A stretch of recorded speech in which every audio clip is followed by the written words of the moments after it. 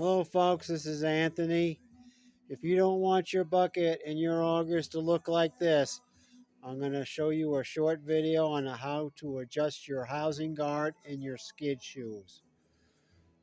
This is obvious. The owner never kept his skid shoes adjusted. They got torn out. There's a lot of damage there on the bucket.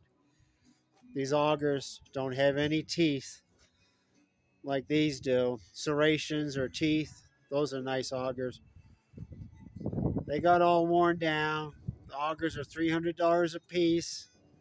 They'll still work, but not as well. Here's a bucket that I'm getting ready to repair. I have to cut out all the old bad metal and replace it with new metal, weld in some new metal.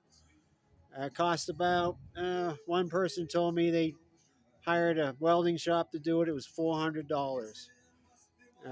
Over here, I'll show you, this is what a bucket should look like. If this was brand new, it would be $1,200.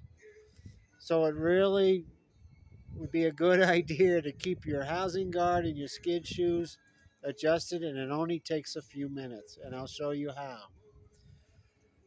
Over here, I have a machine up on its bucket. If you're just going to adjust these two items, you do not have to have it on the bucket if you don't want to. If you're doing a full service, then go ahead. Otherwise, you can just lay the machine back on the handlebars and do it from there. So I'll show you really quick how to do the housing guard first. You loosen up these nuts. On this machine, there's 5. Loosen them up. Loosen up your side bolt or side nut on both sides, and then you can adjust your housing guard down. On this machine, it's already been done. You can see how it's down below the side of the bucket, about a 1/4 inch or so. And this is a good adjustment. As you can see, this machine is over 30 years old. The bottom of the bucket is really, really nice. So once you get it adjusted properly, and I'll show you how to do the skid shoes in a minute. On some surfaces, you need more clearance. It depends. If you have a level driveway, concrete or asphalt, you only need a 1/4 inch or so.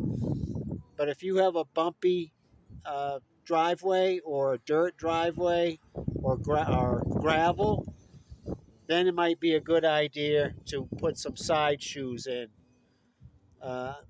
Poly plastic side shoes. I prefer the side shoes actually. They're good for decks. They won't, if you put the plastics poly side shoes in, it won't scratch up your decks. And if you have a bigger clearance, it's better to do on dirt and gravel. It takes a little bit of trial and error on those two surfaces to get it right. But after you've adjusted your housing guard, you can adjust your skid shoes. And I'll show you that next. Here's a beautiful 1332. What I do is I put some painter sticks on the bottom of the bucket there, see? And then adjust your height adjustment pedal down into the middle position. Some technicians say to put it in a very high position or low position, but I usually do the middle position. It works pretty good for me. So once you've done that, put the machine on the middle position on the height adjustment. Then you can adjust your skid shoes. On this machine, this is a K model. On most machines, you have the rear skid shoes here. You loosen up the adjustment nuts on both sides first, and then with the machine up off the ground, with the painter sticks about a 1/16 inch or so, then you lower your skid shoes down to the ground. And you do this on a level surface, and then tighten up the adjustment nuts, and then you're good to go. I had to do this once this past winter, but we had a very, very strong winter, so I had to adjust my skid shoes just one time.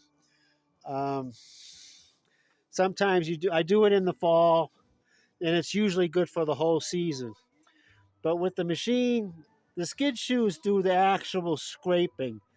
So, I've called this a scraper bar in the past. It's really not a scraper bar. It's a housing guard, and if you adjust it right, your housing guard can last for a very long time. Look at this machine here. I don't know if you can see the housing guard, but it's almost in perfect condition. I serviced this machine for a neighbor. The housing guard has very little wear on it. There's no damage on the bottom of the bucket on the sides. On a 1332, I'd rather have side shoes. I'm going to tell him that maybe we should put some side shoes on here, on those two holes down here.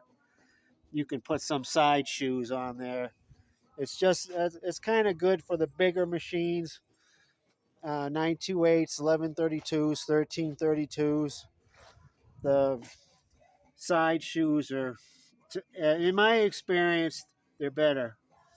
So that's what you have to do. If you like this video, please like it and subscribe to the channel. And next time we'll have some more how-to repairs and basic maintenance on our Honda Snowblower channel. Thank you very much.